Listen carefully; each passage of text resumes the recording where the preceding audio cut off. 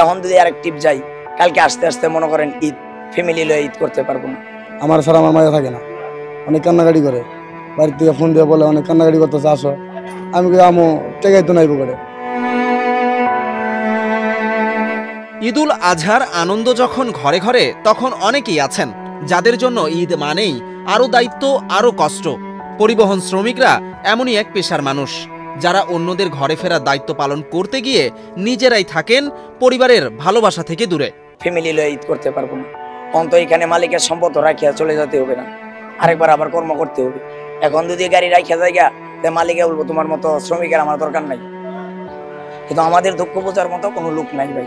ঈদুল আজহা মানেই পরিবার, প্রিয়জন আর একসাথে সময় কাটানো। কিন্তু সেই ঈদ কিভাবে কাটে একজন বাস ড্রাইভার বা হেল্পারের? মানুষকে ঘরে পৌঁছে দিতে গিয়ে তাদের অনেকেই ঈদের দিনটাও কাটান স্টিয়ারিং ধরে। চাইলে তো কিছু করার নাই, জামে যদি না পড়ে তাহলে ইনশাল্লাহ বাড়িতে যাই কাটাও, আর যদি জামে না পড়ে বাড়িতে কাটাও, জামে বলে রাস্তায় কাটাতে খারাপ তো লাগে। যেখানে প্রতিটি ঈদে আমরা বলি সবাই ঘরে ফিরুক নিরাপদে, সেখানে কিছু মানুষ বছরের পর বছর নিজেদের ঘরে ফিরতে পারেন না ঈদের দিনে।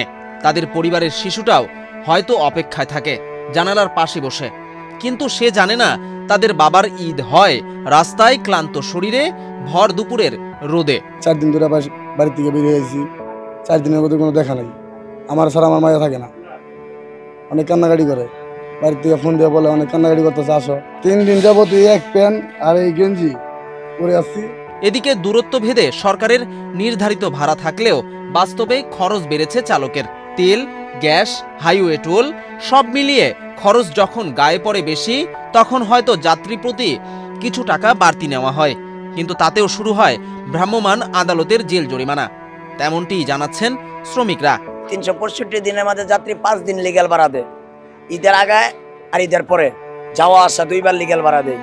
আর 12 মাস আর যে ওই বাকিগুলা দিন থাকে 360 দিন, ওই বেলা ডেমারেন্স যদি আমাদেরকে দেয় তাহলে তো আমরা এরকম করি না। সবাই বোনাস পা, আমরা কোনো বোনাস আছে? আমরা কয় টাকা ভাড়া বেশি নেই? সরকারি ভাড়া হচ্ছে 380 টাকা, আমরা 400 টাকা ভাড়া নিতে পারতেছি না। আমরা গার্মেন্টস চাকরি করলে তো বছরে বোনাস পাই, আমরা তো বোনাস হিসেবে 20-30 টাকা বেশি নিতে পারি, তাও নিতে পারতেছি না। এই ঢাকার থেকে 384 টাকা ভাড়া নিয়ে ধনবাড়ি যাওয়া, ধনবাড়ি থেকে আবার খালি গাড়ি নিয়ে আইসা 3 দিনে আজকে 600 টাকা পাইছি, তার ভিতরে 500 টাকা রাস্তায় খরচ হয়ে গেছে। এইভাবে সংসার চলে না।